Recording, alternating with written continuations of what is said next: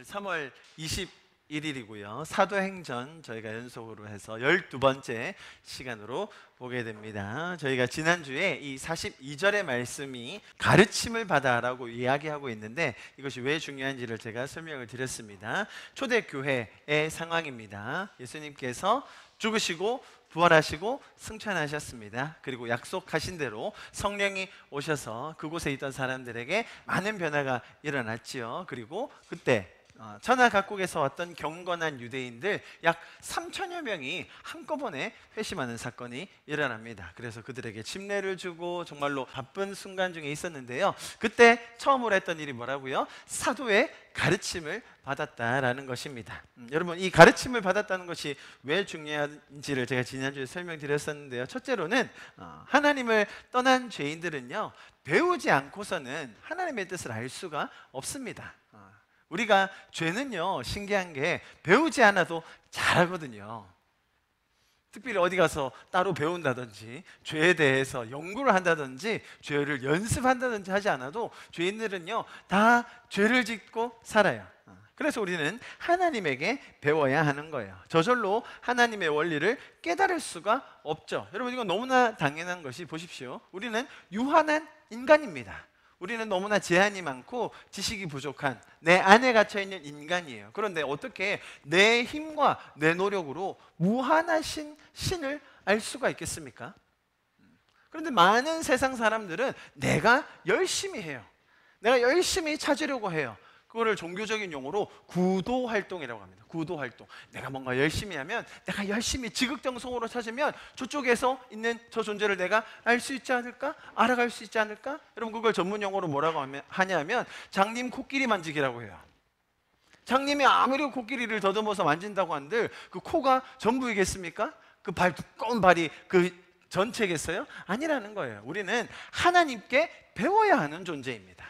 그래서 기독교는 접근 방식이 다른 거예요. 다른 세상의 모든 종교는 인간으로부터 시작하죠. 인간이 노력을 해야 돼요. 인간이 수고해야 됩니다. 내가 힘써 찾아야 돼요. 그러면 알 수 있을지도 몰라요. 어쩌다 보면 깨달을 수도 있죠.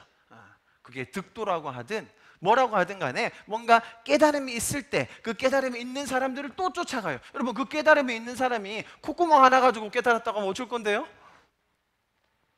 이해하시겠죠? 기독교는 접근이 다릅니다. 하나님께서 우리에게 알려주시는 종교예요. 하나님께서 우리에게 가르쳐 주셨다는 거죠. 그래서 우리가 가르침을 받는 거예요. 배워야 하는 겁니다. 죄인들이 스스로 하나님 전체를 알아낼 방법이 없다는 거예요. 그런데 하나님은 너무나 친절하게 이 이스라엘의 역사라는 그 시간을 빌어서 사람들을 사용하셔서 그 속에서 역사하시는 하나님의 마음과 그 인격성과 계획을 우리에게 가르쳐 주셨다는 거예요. 그래서 이들이 처음에 회심하고 했던 것이 뭐라고요? 가르침을 받았다는 거죠. 배움을 받고 또 가르쳤다는 겁니다.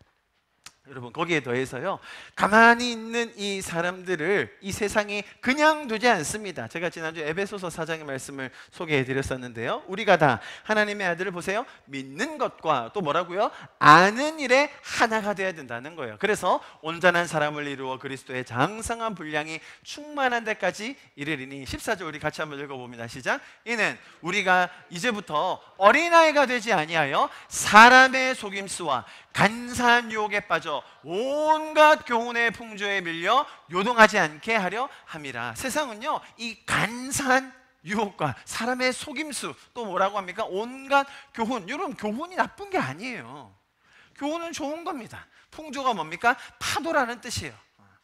파도가 한 번 치고 나면 세상 이렇게 사는 거지, 또 다른 파도가 치면 이렇게 살아야 됐었던 거야? 어떤 사람은 나를 따르라고 하고 어떤 사람은 저 산으로 가자고 합니다.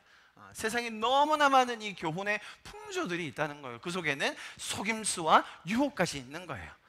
세상은 사람을 그냥 두지 않아요. 어떻게든 죄의 굴레 속에, 죄의 노예로 빠져서 살게 하기 위해서 혈안이 되어 있죠. 그렇기 때문에 오늘 이 본문에서 42절에 뭐라고 했습니까? 그들이 사도들의 가르침을 받아 서로 교제하고 떡을 떼며 뭐라고요?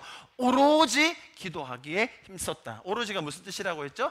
연속해서, 계속해서 그 자신을 들여서 힘썼다라는 것을 지난주에 저희가 배웠습니다. 여러분, 우리가 거듭난 이후에는요, 세상의 이런 풍조와 거짓 속임에 따르지 않아야겠다라는 마음이 생겨요. 그게 하나님이 주시는 마음입니다. 세상에서 막 강조하고 가르치고 이거 안 하면 큰일 난다고 막 이거 꼭 해야 된다고 하는 것들, 그런데 우리가 천천히 둘러보면 내 본질적인 인생의 가치와 의미에는 저게 무슨 상관이지? 저게 그렇게 중요한가? 라는 의문이 생기게 된다는 거예요. 여러분, 이것이 영적인 존재인 우리가 가지고 있는 하나님의 흔적이에요. 세상에서 아무리 등 따시고 배부르게 화려하게 사는 게 중요하다라고 한들 내 안에 있는 이 의미를 향한 갈망, 내 삶을 향한 그 부르심은 뭔지에 대한 그 궁금증이 사라지지 않습니다. 왜요? 우리는 하나님의 형상이기 때문이에요. 여러분, 하나님의 형상으로 지어진 저와 여러분은, 자 보십시오, 하나님의 형상보다 조금이라도 하등한 위치에 있다면 만족이 안 돼요. 그래서 세상 사람들이 다 이것저것 하려고 애쓰는 거예요. 이해하시겠죠? 우리가 하나님의 형상을 회복할 때야만이 우리에게 진정한 만족이 있는 것입니다. 그런데 이 세상의 공격과 속임과 거짓말과 유혹, 풍조가 너무나 강하기 때문에 우리가 이렇게 함께 모여 서로 격려하고 신앙생활하는 우리 교회로 모여 있는 것이죠. 단순히 지난주에 배우는 것만으로 그쳤다고 말씀드리지 않았습니다. 여러분, 사도들요 지금 교생 실습하고 있었어요. 아주 초짜였습니다. 가르쳐 보는 거요? 뭐 자기들이 무슨 교육학이나 뭐 커리큘럼이나 뭐 짜보고 해봤겠습니까? 정말 처음에는 해보는 일이었음에도 불구하고 그들이 가르치기 시작했을 때 그들 안에도 기쁨이 있었다는 거예요. 아, 이 말씀이 그런 뜻이었구나. 이 사람이 이 말을 들으니 이렇게 반응하네라고 하면서 스스로 더 많은 것을 깨닫게 되었다는 겁니다. 그들이 담대하게 전할 수 있었던 것처럼 우리도 동일한 은혜를 배우고 누리고 또 나눌 수 있기를 간절히 축복합니다. 아멘. 그렇게 가르침을 주고받고 또 교제하고 떡을 떼며 기도하고 이런 모습 속에서 초대교회는 점점 더 온전한 모습을 갖추어가고 있습니다. 여러분, 교회에 조직이 생기기 전에, 조직이 아예 필요 없다는 말이 아니에요. 조직이 생기기 전에 또 어떤 제도나 경영 방식이 만들어지기 전에 그들은 서로 떡을 떼며 함께 마음을 모아 전심으로 교제하고 기도하는 일을 시작했습니다. 자, 이렇게 하나님의 말씀을 배워 은혜를 누리고 나누며 사는 사람들의 모습이 어떠한지 그 결과적인 모습의 한 예로 오늘 본문과 같은 장면이 나오게 되는데요. 이제 본격적으로 오늘 본문을 보겠습니다. 42절을 저희가 봤고요. 43절 보시면 사람들마다 두려워하는데 사도들로 말미암아 기사와 표적이 많이 나타나니, 기사와 표적이 많이 일어났습니다. 복음 증거에 있어서 자연스럽게 수반되는 그런 일이지요. 기사와 표적이라고 하면 뭐 홍해가 갈라진다든지 만나가 막 떨어진다든지 그런 것을 의미하는 것만은 아닙니다. 그죠? 내가 예상하지 못했던, 기대하지 않았던, 내 힘으로 할 수 없었던 일들을 하나님께서는 지금도 놀랍게 기적적으로 이루어 가신다는 것을 우리는 믿는 거예요. 자, 제가 실명 거론하지 않고 제 얘기를 드리자면, 이 계신 분들 중에 제가 이번 주에만 한 명이랑 밥을 먹었고 또 한 명이랑 또 길게 통화를 했어요. 그런데 두 번 다 반응이 그랬어요. 이거 그때 들었던 얘기인데 목사님 똑같이 얘기하시네요. 지금 전화한 거는 와, 하나님의 타이밍입니다. 듣고 계신 분이 누군지는 본인은 아시죠? 그죠? 상관 있는 분이라면. 여러분, 그게 하나님의 기적과 표적이라는 거예요. 내가 계획할 수 없었던 일이지만, 내가 그걸 다 디자인할 수 없었지만 하나님께서는 그 순간순간마다 우리의 필요를 아시고 나의 상태를 아시고 나에게 돕는 자를 붙여주시고 나에게 할 말을 전해주신다는 것이죠. 할렐루야.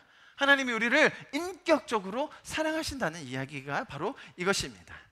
여기 보시면 사람들이 43절에 보세요. 두려워했다라고 나오는데요. 이 헬라어 원어는 사람들이 그리스도인들에 대해서 막 공포심을 느꼈다, 그런 말이 아니라 존경과 경외심을 느꼈다, 그 말이에요. 많은 기적과 표적과 이사들이 나타나는 걸 보고 사람들이 야, 저기 뭐지? 와, 무슨 일이 있는 거야? 신기하다라고 표현했던 거예요. 영어로 보면 조금 더 쉽게 이해가 되는데요. Everyone was filled with awe. 이제 라고 하면 그냥 막 두렵고 떨리는 그게 아니라 경외감, 뭔가 대단한 일이 일어나고 있구나, 우리가 알 수 없는 신비한 일들이 일어나고 있구나라는 것으로 마음이 가득 찼다라는 그런 뜻입니다. 그리고 이 표현에서 보면 이런 기사와 표적들이 한번 일시적 현상으로 일어났던 것이 아니라 지속적으로 반복해서 일어나고 있음을 보여주고 있습니다. 한 번에 끝날 일이 아니었습니다. 계속해서 반복적으로 일어났어요. 하나님의 이 살아계심이 나누어지고 또 교회가 세워지며 성도들이 성숙해가는 과정은 이렇게 하나님의 일하심으로 채워지고 있음을 우리가 보게 됩니다. 여러분, 이때 같이 가르침을 주고 또 배움을 받고 같이 음식을 나누고 서로 물건을 통용하고 막 가난한 자가 있으면 채워주는 그런 일들 얼마나 신났을까요? 예수님 승천하신 이후에 제자들은요 다 같이 모여 있긴 했지만 가장 불안한 순간 중에 한 장면이었어요. 그런데 이제는 완전히 반전이 일어난 거죠. 성령의 강림과 동시에 이렇게 막 믿는 무리가 엄청나게 늘어났고요, 담대함과 기쁨이 넘쳐나는 공동체가 막 세워지고 있었습니다. 이 처음 교회의 감격이 얼마나 컸을지 모르겠어요. 여러분, 그뿐이 아니었습니다. 44절 이제 점점 더 진행됩니다. 보십시오. 44절에 보면 믿는 사람이 다 함께 있어 모든 물건을 서로 통용하고, 야, 이건 뭐 거의 뭐 천국이 아닌가 싶을 정도로 사람들의 마음이 엄청나게 부드러워져 있고 너그러워져 있고 따뜻해져 있었어요. 정말로 우리가 봤을 때 닮고 싶다, 너무나 아름답다 라는 모습들이 펼쳐지고 있죠. 이렇게 서로가 물건을 다 통용하는 것을 뭐라고 부르냐면 유무상통했다라고 해요. 있는 것 없는 것 다 같이 썼다, 같이 나누었다, 그런 말입니다. 다른 번역에 뭐라고 되어 있냐면 모든 것을 공동으로 소유하였다, 아니면 모든 것을 서로 나누어 썼다라고 되어 있습니다. 여러분, 거기서만 그치는 게 아니었습니다. 또 한 단계 더 나아갑니다. 45절에 보시면 또 재산과 소유를 팔아 각 사람의 필요를 따라 나눠주며 날마다 마음을 같이하여 성전에 모이기를 힘쓰고 집에서 떡을 떼며 기쁨과 순전한 마음으로 음식을 먹고. 여러분, 필요가 있는 사람들이 보이면 있는 것도 팔아서, 아니 공동으로 소유하는 것도 대단한데 있는 것도 팔아서 나누어져 버렸어요. 그래서 나중에 4장, 5장에 가면요, 그 중에 가난한 사람이 없었다고 해요. 모두가 다 가진 것들을 같이 공유하고 나누었을 때 그 안에 풍성함이 있었다고 이야기합니다. 너무나 훈훈하고 또 따뜻한 인간미 넘치는 정말 은혜가 가득한 모습이라고 할 수 있습니다. 그리고 날마다 모여서 떡을 떼고 기쁨과 순전한 마음으로 음식도 나눠 먹었다고 합니다. 저희도 먹는 것 하나는 자신 있는데 말이죠. 여기서 딴 건 잘 모르겠지만 같이 먹었다라는 거 우리 잘할 수 있는데 말입니다. 47절, 우리 47절을 우리 다 같이 한번 읽어볼까요? 시작. 하나님을 찬미하며 또 온 백성에게 칭송을 받으니 주께서 구원받는 사람을 날마다 더하게 하시니라. 아멘. 교회가 이것보다 더 바랄 게 있을까요? 그죠? 하나님을 찬양하고 모든 백성에게 칭송을 받고 또 주께서 구원받는 백성들을 더 늘려주신 모습, 참으로 아름다운 모습입니다. 자, 제가 오늘 본문을 한번 쭉 훑어서 이 아름다운 모습을 설명드렸습니다. 지금 묘사된 이 초대교회의 모습을 통해서 우리도, 저와 여러분도, 우리 교회도 이런 공동체 또 신앙생활, 교회의 모습을 꿈꿀 수 있음이 너무나 감사한 일인 것입니다. 이런 모델이 있으니까요. 이 땅의 교회들이 이렇게 은혜에 반응하는 아름다운 모습들이 회복될 수 있기를 또 우리가 함께 기도합니다. 자, 그렇다면 여기에 나와 있는 여러 표면적인 설명인데요, 배경을 제가 몇 가지 알려드리고 또 우리가 기억해야 될 것을 함께 나누도록 하겠습니다. 첫 번째, 이렇게 유무상통하며 있는 것 없는 것 다 공동으로 소유하고 막 나누어줄 수 있었던 그런 것들을 보면 사실 이게 흔한 현상은 아닙니다. 여러분, 여기 지금 초대교회라고 하지 않습니까? 아주 이 성령 강림 바로 직후에 있었던 교회의 모습인데요, 그 신약 성경 또 서신서, 계시록 등에 보면 다른 교회들의 모습이 많이 나옵니다. 그죠? 그리고 건강한 교회, 뭐 문제가 있는 교회 덜어 있었지만 이렇게 유무상통했다라는 기록은 없어요. 자, 우리 지금부터 유무상통합시다. 그러면 이제 아싸 하는 분도 있고 안 됐는데 하는 분도 있는 거예요. 현대에서 이게 가능합니까? 유무상통할 수 있나요, 우리가? 아니 뭐 왜 못하겠습니까? 할 수 있죠. 저도 젊을 때는 우리도 같이 한번 해볼까? 그렇게 한번 살아볼까? 막 그런 어떤 패기도 좀 있었어요. 그런데 현실적으로 가능하지 않아요. 그리고 그렇게 하다 보면 부작용도 생겨요. 그게 역사 속에서 검증이 됐습니다. 그렇다면 여기에 나오는 이 케이스, 사실 성경에 다른 장면이 안 나옵니다. 그리고 우리가 현실에 살면서도 이게 가능하지는 않아요. 여러 가지 제약이 따르고요, 또 부작용이 따른다는 거예요. 그렇다면 이것은 어떻게 가능했던 일일까? 여기서 뭘 이야기하고 있는 걸까? 우리가 정확하게 알아야 됩니다. 나중에 4장의 말미와 5장 초반에 가면요, 비슷한 장면이 나오는데요, 꼭 제가 말씀드리는 그런 좋은 면과 부작용이 함께 나와요. 5장 가서 나누도록 하고요.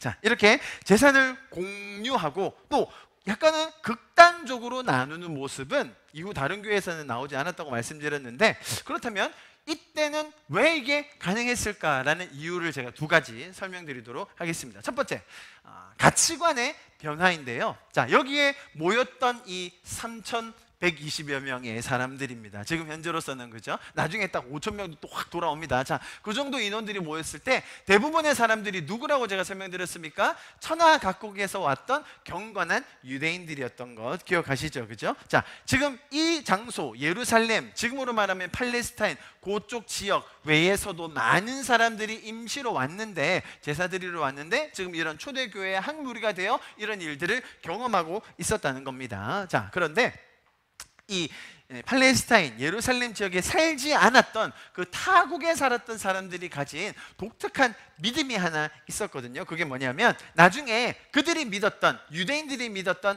말세가 됐을 때 어디에서 부활하는 생명들이 일어날 거다라고 믿었냐면, 그 예루살렘이라고 하는 성지, 지금으로 말하면 감람산 그쪽에서부터 부활하는 생명이 일어난다라고 믿었어요. 또 어떤 사람들 사이에서는 어떤 분쟁까지 있었냐면, 여기에 묻힌 사람만 부활한다 라는 그런 개념까지 생겼었어요. 그들만의 믿음이죠. 그런데 문제는 뭐냐면, 지금도 그것 때문에 여러분 예루살렘 가보시면요, 무덤이 엄청 많아요. 보십시오. 여러분 잘 보이십니까? 황금돔 보이시죠? 노란색. 가까이 가보면 이렇게 생겼어요. 다 무덤이에요. 조금 더 다른 사진으로 볼까요? 이것도 마찬가지입니다. 무덤이 보이고, 저기 황금돔 보이시죠? 그죠? 예루살렘 황금돔. 그리고 밑에 보면, 자세히 보면 다 이렇게 무덤들이에요. 왜 이렇게 무덤이 많는가? 지금도 유대인들은 여기에 묻혀야 내 몸이 부활한다. 이 사람들은요, 뼈는 반드시 갈지 않고 그대로 놔둬요. 왜? 나중에 그 뼈가 다시 일어날 거라고 믿기 때문에. 이 사람들은 그래요. 그래서 지금도, 심지어 지금도 요 근처에 가면 땅값이 뭐 강남 수준이에요.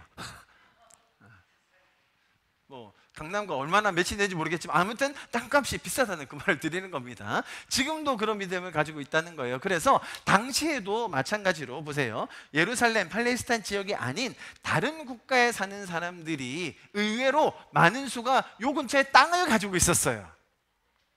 땅을 많이 가지고 있었습니다. 자, 그런데 지금 이 예수 그리스도께서 죽으시고 부활하시고 우리 죄를 위하여 돌아가셨다. 그리고 우리가 그분의 십자가의 보혈의 공로로 말미암아 이제 구원함을 받아 지금부터 천국의 삶을 살 수 있으며, 예수 그리스도께서 재림하여 다시 오신다. 그때는 의로운 재판관이 되어서 우리에게 다시 임하신다. 초림하실 때는 우리의 죄를 구원하기 위해 오셨지만, 그 재림하실 때는 공의로운 재판관으로 오신다라는 말을 들었을 때, 자, 이제 그들의 가치관이 바뀔 수 있는 거죠. 어떻게 해요? 아니, 이 땅 필요 없잖아. 이 땅 이제 더 이상 우리가 가지고 있지 않아도 되네 라고 하면서 너무나 즐겁게, 너무나 자발적으로 이 땅을 팔아 드릴 수 있게 되었다는 거예요. 이해가 되시죠? 그들의 가치관이 바뀜으로 말미암아 그들이 붙들고 있었던, 이거 놓치면 안 돼, 내가 죽으면 꼭 저기 묻혀야 돼 라고 생각하고 있던 땅들이 이제는 가치가 없어진 거예요. 그래서 그들의 재산과 땅을 너무나 즐겁게 드릴 수 있게 된 것입니다. 가치관이 변했기 때문에 가능한 일이죠. 두 번째, 어떤 이유가 있었느냐? 자, 종말신앙. 종말이라 하면 이 세상이 끝나는 것이죠. 여러분, 당시 제가 지금 말씀드리고 있는 이 초대교회 성도들은요, 예수님이 다시 오시는 재림이 정말 곧 올 거라고 믿었어요. 천사들이 나타나가지고 예수님이 올라가신 걸 본 그대로 다시 오실 거다라고 하셨잖아요. 우리 사도행전 1장 11절이었는데요. 같이 한번 읽어볼까요? 시작. 이르되 갈릴리 사람들아 어찌하여 서서 하늘을 쳐다보느냐? 너희 가운데서 하늘로 올려지신 이 예수는 하늘로 가심을 본 그대로 오시리라 하였느니라. 여러분, 여기 있던 지금 이 3,120명 정도 되는 이 초대교회 사람들은요, 대부분은 직접 그 장면을 봤거나 아니면 직접 본 사람에게 바로 전달해서 들은 사람들이거든요. 그래서 예수님의 재림이 어디 뭐 허무맹랑한 소리가 아니라 진짜 그렇게 가셨다가 오신대 라는 그런 현실감이 있었다는 겁니다. 그래서 예수님의 재림이 곧 일어난다, 우리가 살아있는 동안에 다시 오신다라는 확실한 믿음이 있었어요. 또 그리고 그들은 전 세계의 지리를 잘 몰랐거든요. 땅끝까지 이르러서 복음을 전한다고 할 때 그래, 로마 제국 끝에만 가면 이제 다 되겠지? 뭐 신대륙이라는 개념도 없었고요, 당연히 이 선교라는 개념도 없었죠. 그래서 정말로 우리가 정말 이 살아있는 동안에 열심히 해가지고 로마 제국을 복음하면 그러면 주님 곧 오시겠다라는 믿음이 가득했다는 거예요. 이때 당시만 해도 뭐 아직은 핍박이 없었잖아요, 그죠? 이제 조금 있으면 엄청난 핍박이 시작됩니다. 로마 제국 하에서 그런 핍박도 없었을 때다가 아직 이단도 출현하지 않았거든요. 그러니까 정말로 막 모든 것이 순탄하고 모든 것이 협력하여 선을 이루는 그런 모습이었기 때문에 주님이 곧 오신다는 종말 신앙이 굉장히 강했어요. 자, 그렇다면 이런 믿음을 가지게 될 때 어떤 반응이 나올 수 있습니까? 예수님께서 재림하실 때 정말 의로운 왕으로 다시를 자로 오신다는 겁니다. 자, 그렇다면 뭐가 아깝겠습니까? 이 세상에 가진 것, 내가 붙들고 있는 것, 소유하고 있는 것, 꿈꾸고 추구하는 것, 뭐가 아깝겠어요, 그죠? 주님 곧 오신다는데.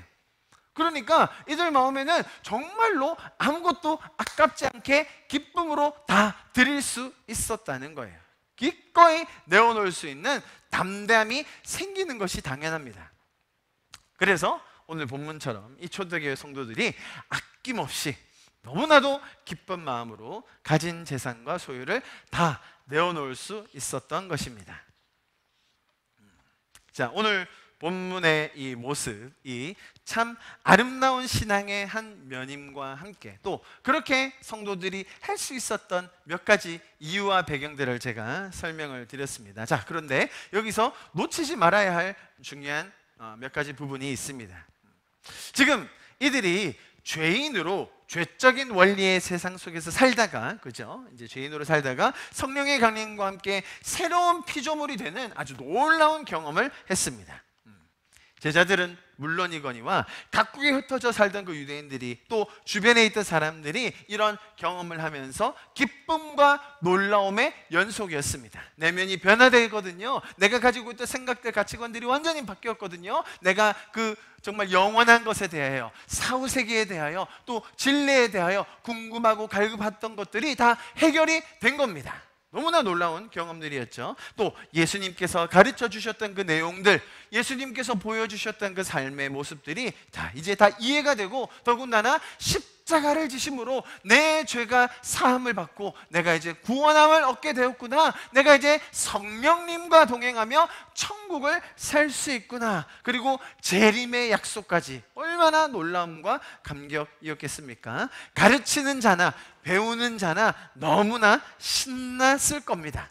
이 기쁨을 이루 말할 수가 없었어요. 자, 보십시오. 그렇게 감격과 기쁨과 은혜가 넘치게 된 결과 중에 한 모습이 뭐라고요? 오늘 본문이라는 거예요. 자, 보십시오. 다시 강조합니다. 은혜를 받은 뭐라고요? 결과라는 거예요. 은혜를 받을 조건이 아니에요. 잘 구분해서 들으셔야 돼요. 은혜를 받았을 때 나타나는 결과 중에 한 가지 모습이 뭐라고요? 오늘과 같은 모습이라는 거예요. 제가 왜 이 말씀을 이렇게 강조해서 드릴까요? 많은 경우에 지금 일어나는 이런 현상, 유무상통하고 또 조금은 극단적으로 보일 수도 있는 이런 나눔의 모습이 마치 그리스도인이 되면 당연히 해야 하는, 혹은 이것 하지 않으면 진짜가 아닌 것처럼 여기는 그런 조건화가 이루어진다는 게 문제예요.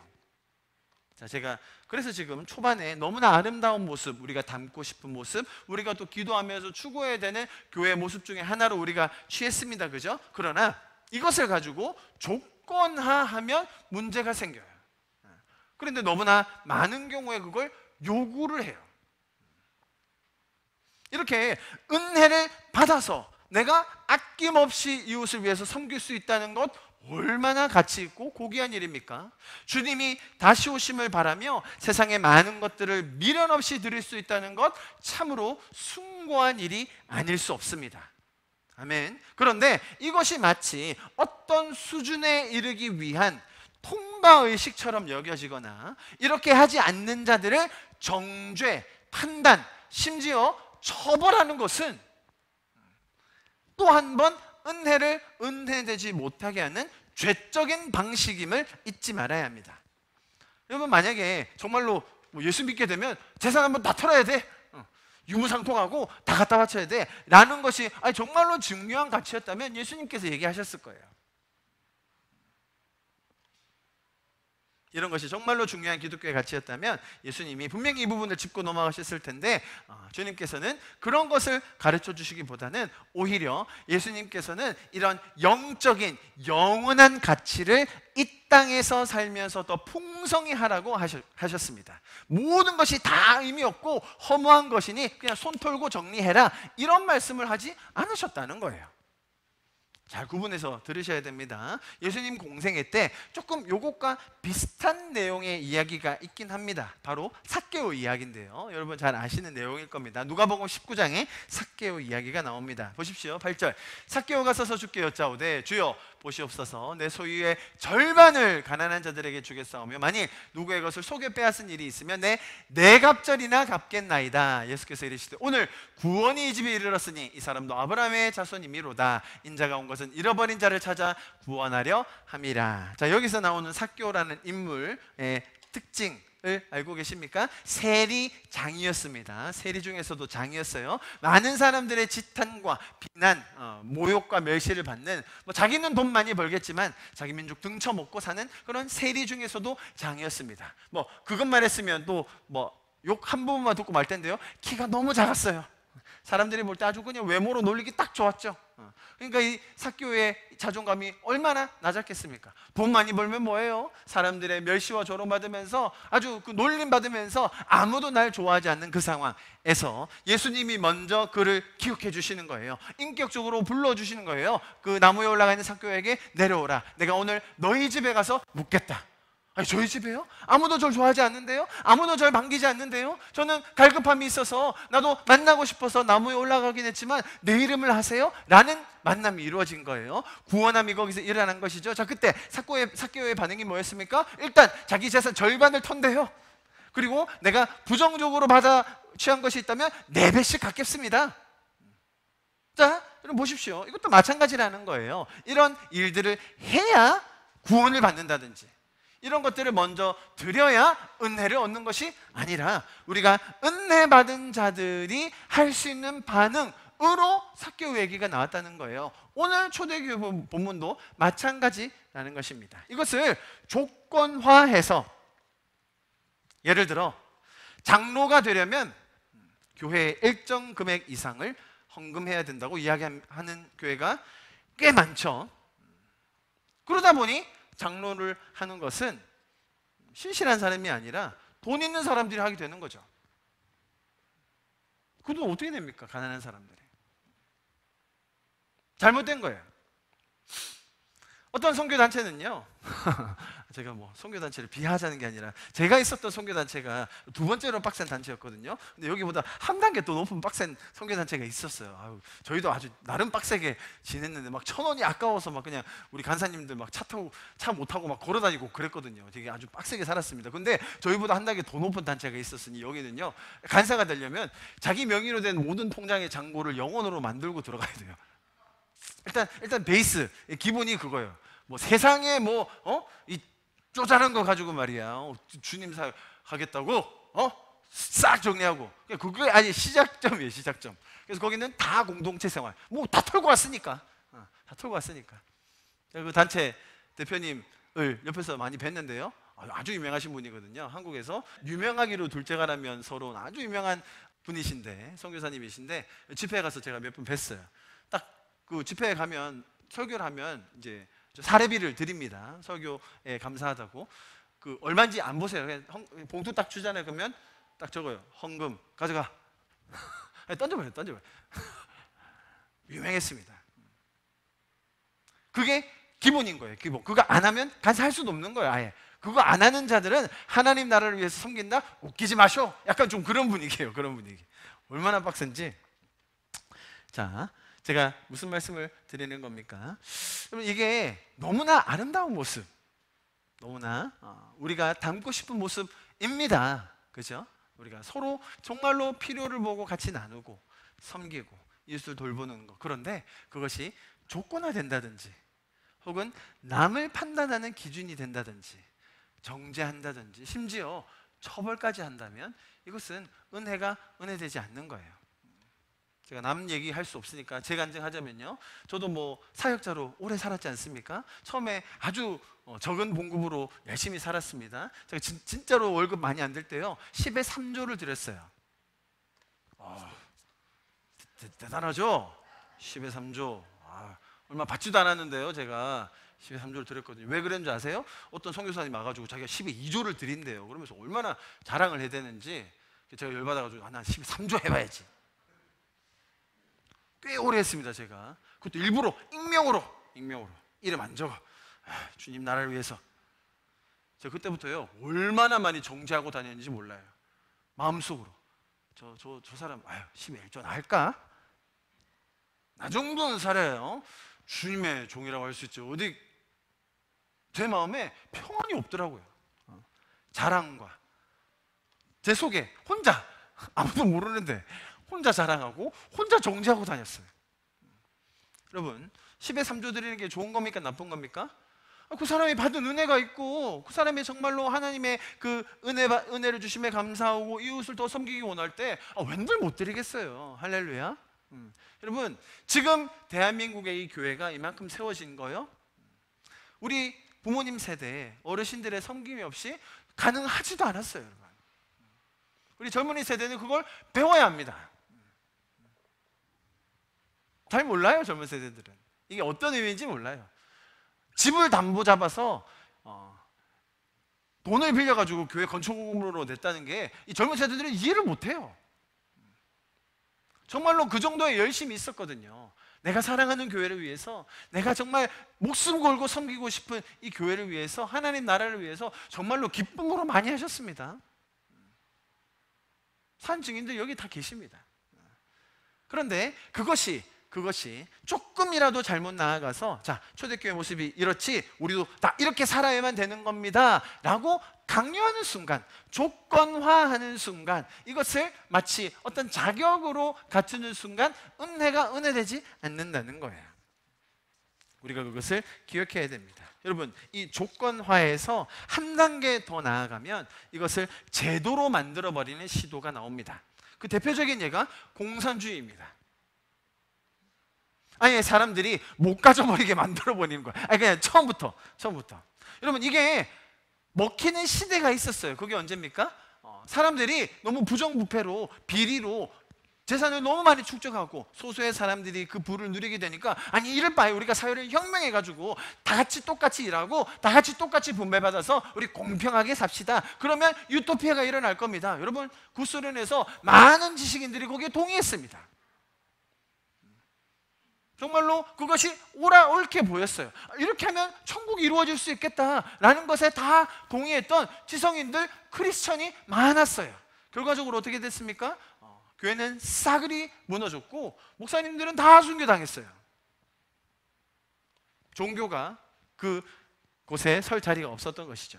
그렇게 시작한 공산주의라는 제도의 끝을 우리는 역사를 통해서 잘 배웠다는 겁니다. 모두가 평등하게 살기 위해서 공동생산, 공동분배라는 기본적인 틀을 만들었어요. 얼마나 좋습니까? 우리 다 같이 평등하게, 딱 초대교회의 모습 그렇게 보이잖아요. 그죠? 하지만 그 속에서도 죄인의 이 죄적인 본성이 사라지지 않았다라는 것을 모르는 거예요. 제도가 만들면 사람이 변할 거다? 여러분, 성경은 그렇게 얘기하지 않는다는 거예요. 사람이 먼저 변하고 사람이 은혜를 받고 사람이 변화를 받아 그 안에서 제도까지 더해질 때 이런 아름다움이 생겨지는 거지, 제도를 먼저 바꾼다고 해서 사람이 변한다? 그렇지 않다는 것을 우리는 역사 속에서 많이 봅니다. 그런 공산주의 속에서 특권 계층이 더 생겨났어요. 그들이 지위를 이용해서 부의 축적이 생겼고요, 경쟁이 없으니까 생산성은 하락했죠. 보상 배급을 제때 안 해주니까 사람들이 일도 안 해요. 안 들키게 죄 짓는 거죠. 결과적으로 나라가 발전하지 못하고 온갖 문제가 발생한다는 것을 역사가 설명해 주고 있습니다. 그래서 문제는 이런 제도가 아니라 사람인 거예요. 오늘 본문은 뭐였습니까? 이 사람들이 변화된 거죠. 사람들이 은혜를 받은 거예요. 공산주의, 사실은 오늘 본문을 가지고 공산주의를 옹호하는 분들이 꽤 많습니다. 공동 소유하고 공동으로 나누고 있는 거 다 팔아주는 게 바로 공산주의의 시작인 거다. 이렇게 해야 참된 세상이 오는 거다. 이게 기독교의 기본 가치다라고 주장하는 사람들이 꽤 많았어요, 사실은. 나중에 4장, 5장에 가서도 나옵니다. 자, 공산주의와 오늘 본문의 아주 근본적인 차이가 뭐냐면 바로 그거예요. 이쪽은 자발적으로 했거든요.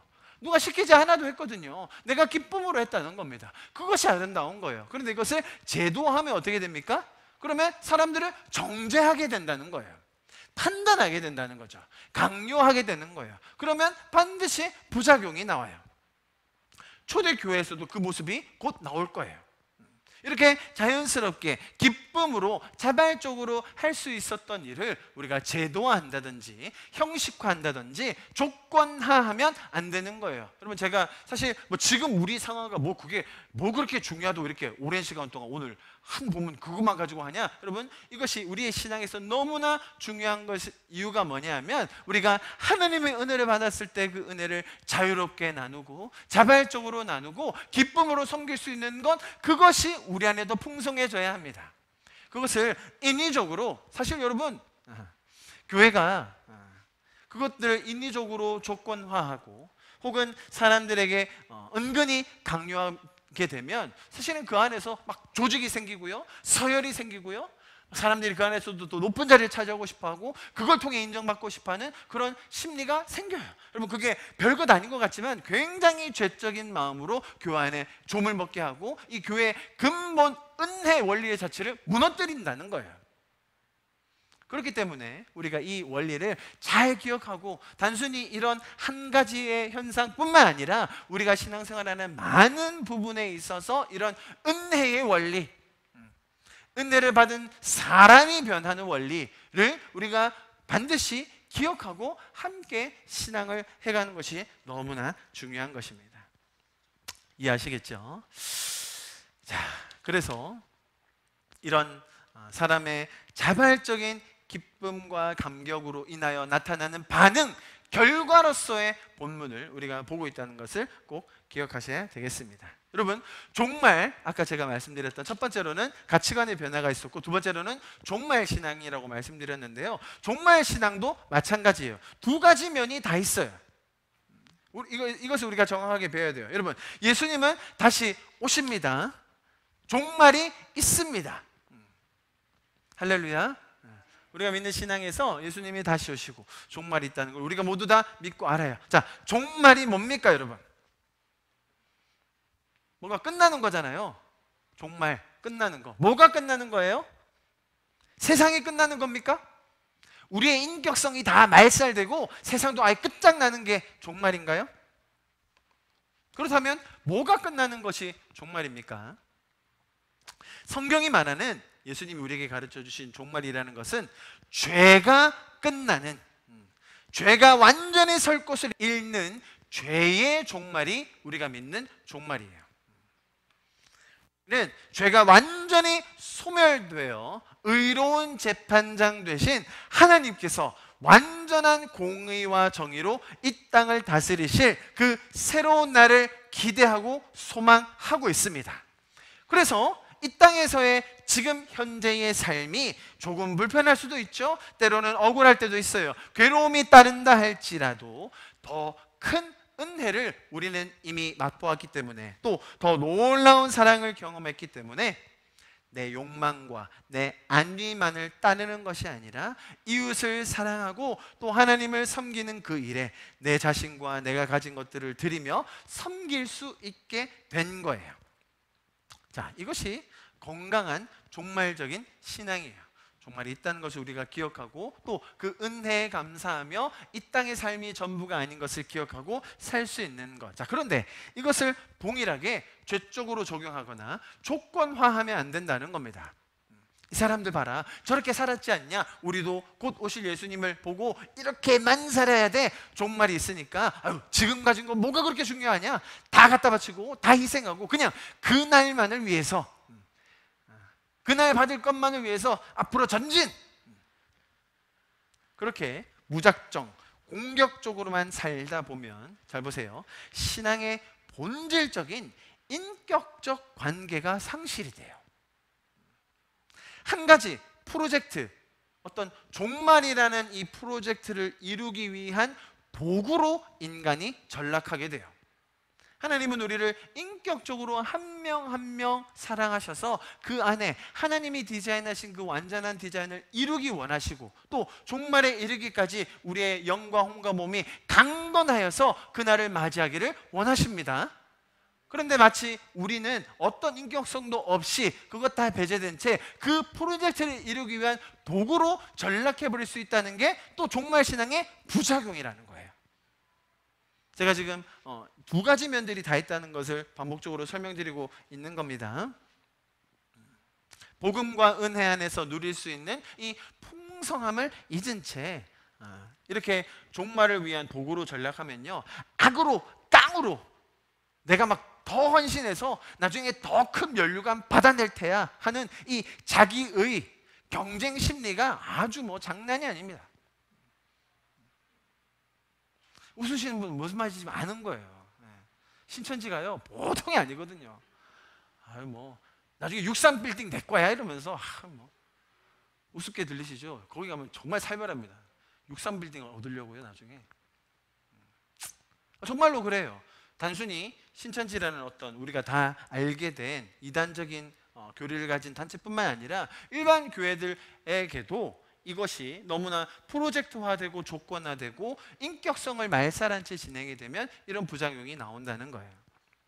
여러분, 제가 지금 종말신앙에 대해서 이야기하고 있는데요, 신앙에 있어서 혹은 우리가 일반적으로 사는 사람들이 다 내세, 죽음 이후의 삶에 대해서 우리가 많이 생각하지 않습니까? 보십시오. 신앙에 있어서 내세, 즉 죽음 이후의 시간이 있고 또 그것이 영원하다는 것을 강조하는 것은 너무 중요해요.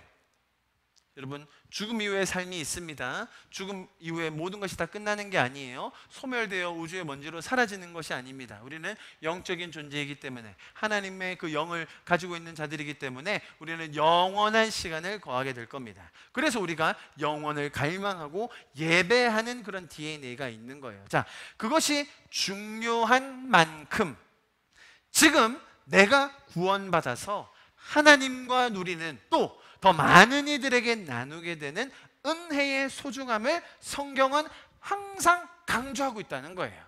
그것이 중요한 만큼, 자, 이거 중요하니까 여기는 그냥 다 때려쳐.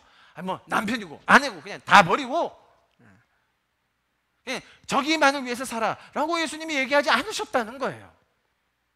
오히려 거기가 중요한 만큼 이 땅에서의 삶을 우리가 다음 세대를 세우며, 그래서 우리가 다음 세대를 키우고 선교할 수 있는 거예요. 그죠?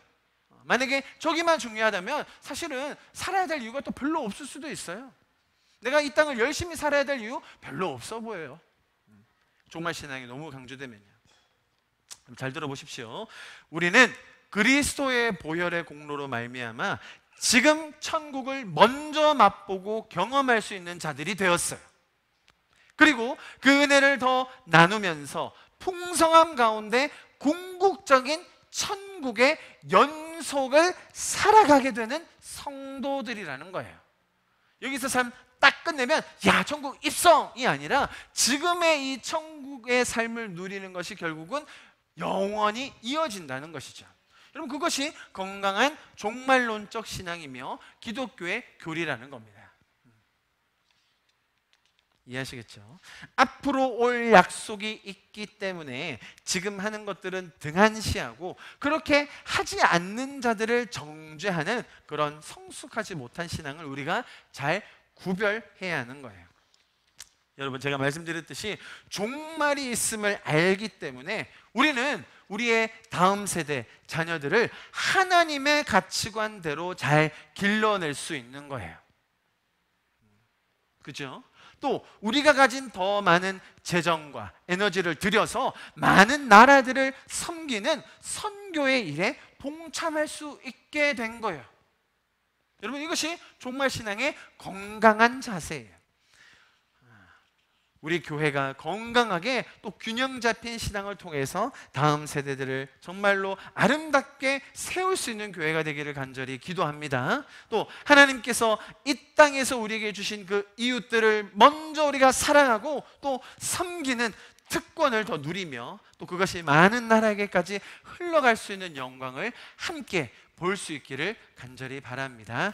할렐루야. 우리 47절 마지막 절이었는데요, 보십시오. 하나님을 찬미하며 또 온 백성에게 칭송을 받으니 주께서 구원받은 사람들을 날마다 더하게 하시니라.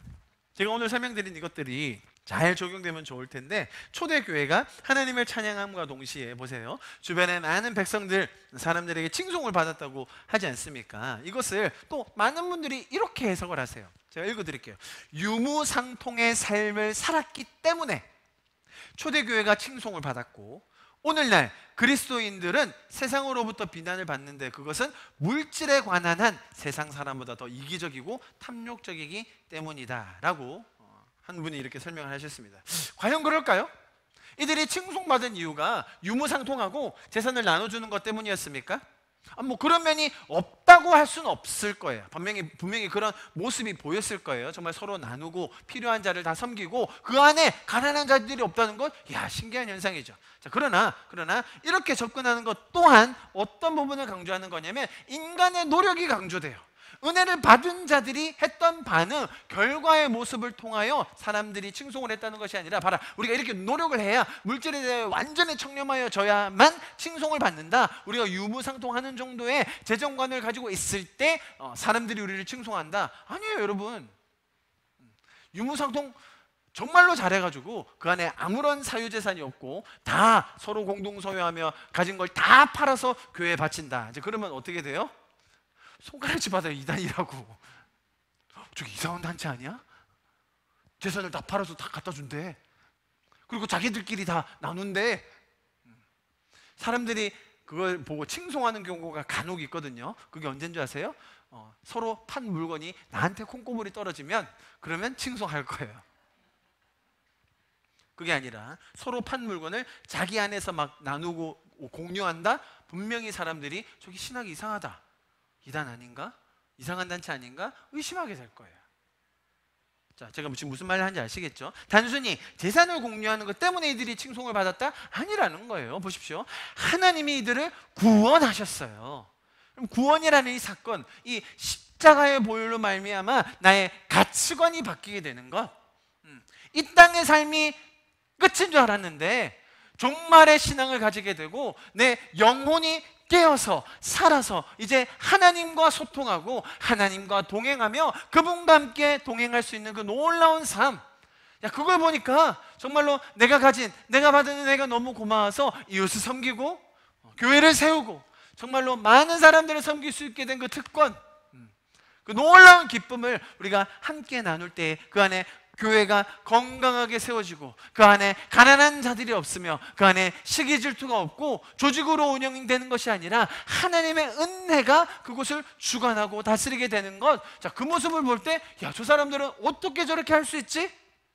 하나님이 살아계셔서 우리가 은혜를 받아 구원을 받았습니다. 형제요, 자매요, 정말 우리가 이 땅이 전부가 아니라 하나님께서 우리에게 약속해 주신 영원한 삶이 있습니다.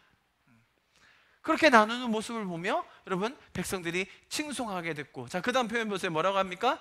누가 구원받는 자들을 더해 주셨어요? 거기 전도 왕이 있었답니까? 전도 잘하는 아주 용한 집사님, 장로님들이 몇 분 계셨대요? 우리는 다 그렇게 하잖아요. 전도 왕 대회, 그놈 전도 전략 세미나. 뭘 그렇게 많이 해가지고 그렇게 전략적으로 막 세우려고 하는데 오늘 본문은 그렇게 얘기하지 않아요. 뭐라고 합니까? 누가 더해 주셨어요? 주께서 더해 주신 거예요. 오늘 본문의 포인트는 여기에요. 그들이 칭송을 받을 수 있었던 이유, 주께서 은혜를 더해 주셨기 때문이에요. 그들이 유무상통하며 정말로 자기가 가진 것을 팔아서 나누며 기쁨으로 순전한 마음으로 음식을 떼며 같이 교제할 수 있었던 이유, 주께서 은혜를 주셨기 때문이에요. 인간의 노력이나 인간의 행위나 어떤 조건이 되는 것이 아닌 하나님께서 일하시는 것에 대한 결과가 이렇게 아름다운 모습으로 펼쳐질 수 있다는 겁니다. 여러분, 제발 우리가 이 은혜가 은혜될 수 있도록 우리가 기억하고 이 교회를 잘 세워갔으면 좋겠습니다.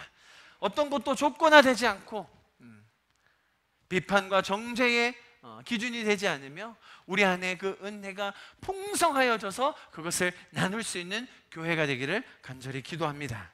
아멘.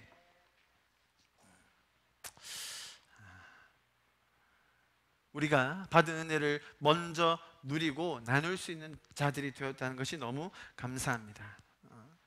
여러분, 정말로 우리가 이렇게 교회에 모여서 한국이라는 이 한 국가 속에 교회라는 공동체로 모여서 같이 예배하고 기도하고 신앙을 할 수 있었던 것, 사실은 이 먼저 은혜를 받았던 우리의 부모님들의 세대가 있었음을 우리가 잊지 말아야 합니다. 오늘 제가 말씀드린 게 사실 굉장히 모순되는 두 개를 계속 반복해서 얘기하고 있거든요, 여러분. 이거 조건하면 안 되지만 사실 이게 나쁜 게 아니었거든요. 우리 부모님들은 사실 뭐 이게 조건한지 무슨 제도한지 뭐 이게 뭐 자격인지 그거 뭔지 모르고요, 그냥 열심으로 섬기셨어요. 그냥 감동이 있을 때 섬기셨고요, 그냥 은혜 받으면 아낌없이 주셨었어요. 그것 때문에 지금 우리가 여기 있는 겁니다. 그것 때문에 제가 여기 있는 거예요, 여러분. 우리는 그 숭고했던 우리 신앙의 선배들의 섬김과 또 나눔을 잊지 않으면서 또한 그것이 은혜가 은혜될 수 있도록 우리는 함께 계속해서 건강한 교회를 세워가기를 원하는 것입니다. 하나님께서 이 초대교회에 보여주신 너무나 아름다운 이 모델이 우리 안에도 정말로 더 풍성하게 실현되며 또 많은 교회들 가운데 그 은혜의 풍성함과 기쁨과 감격이 더 나누어질 수 있기를 함께 기도하기를 소망합니다. 할렐루야. 우리 이 시간 같이 기도하고 예배를 마치도록 하겠습니다. 그 크신 하나님의 사랑 말로 가요 영 못하네. 저 높고 높은 별을 넘어 이 낮고 낮은 땅 위에 죄범한 영혼 구하려 그 아들 보내사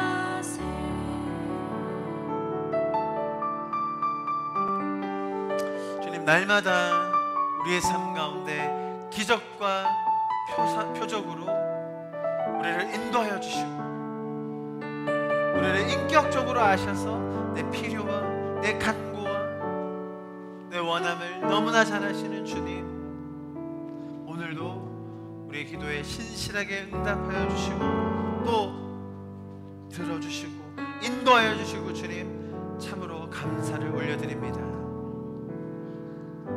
주님, 우리 안에 그 은혜로 인한 감사와 평안이 날마다 흐르게 하여 주시옵소서. 우리가 주님께서 주신 그 놀라운 은혜에 더 반응하는 그 풍성함이 우리 안에 더 넘치게 하여 주시옵소서. 주님, 우리의 교회가 정말 은혜에 반응하는 그 놀라운 풍성함으로 말미암아 세상의 징송과 함께 또 주께서 구원하여 주시는 많은 사람들을 함께 보며 즐거워하는 교회가 되게 하여 주시옵소서.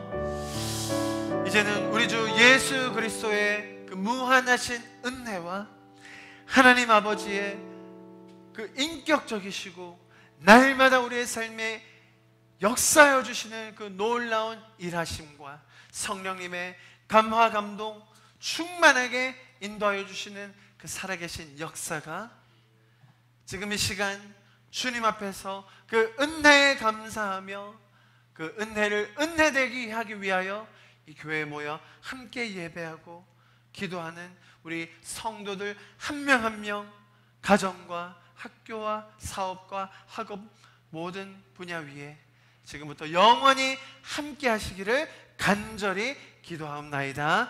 아멘.